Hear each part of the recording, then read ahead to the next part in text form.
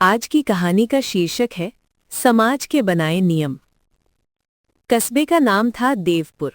बाहर से देखने पर यह किसी भी आम भारतीय कस्बे जैसा ही लगता। संकीर्ण गलियां, चाय की दुकानें, मंदिर की घंटियां और हर मोड़ पर बैठी राय देने वाली भीड़। लेकिन देवपुर की असली पहचान उसकी इमारतों से नहीं, उसके नियमों से थी। देवपुर में सब कुछ तय था। कौन क्या पढ़ेगा, किस उम्र में शादी करेगा, किससे दोस्ती करेगा और सबसे जरूरी, किसे क्या सपने देखने की इजाजत है। आरव देवपुर के उसी माहौल में पला बढ़ा था। पिता सरकारी दफ्तर में क्लर्क, माँ गृहिणी। घर में अक्सर एक ही बात दोहराई जाती, ज्यादा मत सोचो, जैसा सब करते हैं वैसा करो।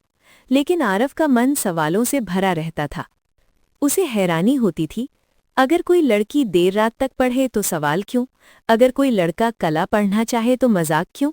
अगर कोई 30 की उम्र में शादी न करे तो उसे समस्या क्यों कहा जाता है? देवपुर में सवाल पूछना गुनाह माना जाता था। आरव की बहन निशा पढ़ाई में तेज थी। उसे दिल्ली जाकर पत्रकार बनना था। लेकिन जैसे ही उसने घर में ये बात कही, माँ की आंखों में डर आ गया, पिता का चेहरा सख्त हो गया। लड़की होकर अकेले शहर जाएगी, रिश्ते कैसे आएंगे, लोग क्या कहेंगे?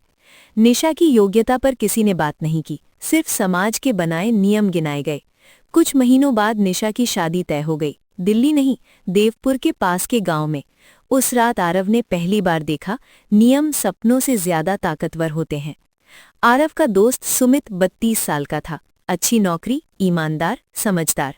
लेकिन देवपुर में उसके लिए बस एक पहचान थी, अब तक शादी नहीं हुई, कुछ तो गड़बड़ है। हर शादी, हर पूजा, हर बैठक में एक ही सवाल, अब कब? सुमित मुस्कुरा देता, लेकिन भीतर से टूटता जाता। एक दिन उसने कहा, शादी जिम्मेदारी है, दौड़ नहीं। पर समाज को तर्क नहीं, टाइम टेबल चाहिए था। देवपुर में एक पुराना नियम था, एक जाति के लोग दूसरी जाति के साथ बैठकर खाना नहीं खाएंगे। आरव के कॉलेज में उसकी दोस्त मीरा थी। दोनों एक दूसरे की सोच की इज्जत करते थे। एक दिन देवपुर के मेले में आरव और मीरा साथ दिख गए। बस इतना ही काफी था। फुसफुसाहटें शुरू हो गईं, घर तक बातें पहुंची और फिर आरव को समझाया गया, तू अकेला नहीं है, पूरे समाज की इज्जत तेरे हाथ में है। आरव पहली बार समझा, समाज इंसान से पहले अपनी छवि बचाता है। देवपुर में एक और अलिखित नियम था, गलत दिखे तो भी चुप रहो। एक बार सरकारी राशन में घोटाला हुआ, सब जानते थे लेकिन कोई बोला नहीं। आरव ने आवाज उठाई, शिकायत लिखी, सवाल पूछे, पर जवाब में उसे मिला, बहुत बोलता है, सिस्टम से लड़कर क्या मिलेगा, अपना भविष्य खराब मत कर। उस दिन आरव को समझ आया, यहाँ ईमानदारी से ज्यादा सुरक्षित है चुप्पी। एक दिन देवपुर में पंचायत बुलाई गई। विषय था आजकल के लड़के लड़कियों की बिगड़ती सोच। आरव भी वहां था। जब सब अपनी अपनी राय दे चुके तो आरव खड़ा हुआ, धीमी लेकिन साफ आवाज में बोला, समाज के नियम इंसानों के लिए बने थे, लेकिन आज इंसान नियमों के लिए जी रहा है। सभा में सन्नाटा छा गया।